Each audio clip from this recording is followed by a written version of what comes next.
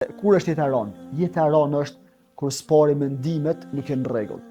Vallahi, këqëre jetën e njeriut. Ka jetë mirë, atëherë kur mendimet i kanë në rregull.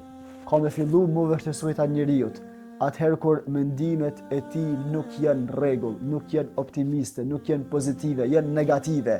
Çdo njërin e sheh keq, për çdo njërin mendon je mirë. Gjithçka mendon se po ka komplote, po ka kurtha, po ka. Pse? Sepse e ka ushqy spari mendjen me mendimet që janë negative.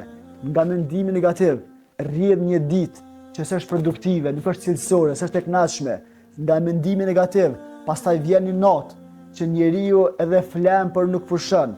Një natë në cilën njeriu tenton me pushu por sikur shkatërrohet me gjumin e tij. Pse?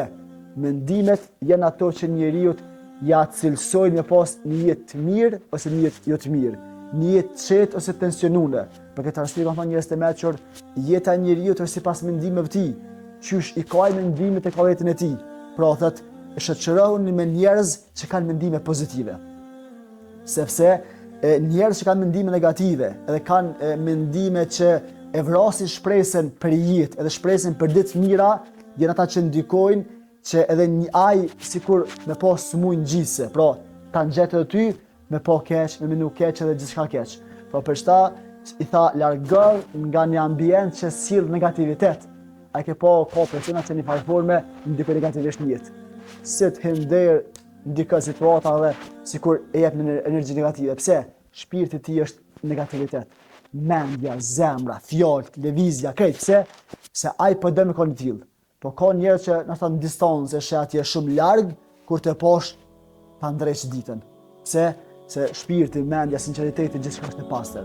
Për këtë arsye, janë këto 5 urtësitë, pra e para ta shtypim, ta kontrollojmë zemrimin ton, e dyta ta mbjellim të mirën, ta lëm për Allahun, ai e din kur ka me bija ajo.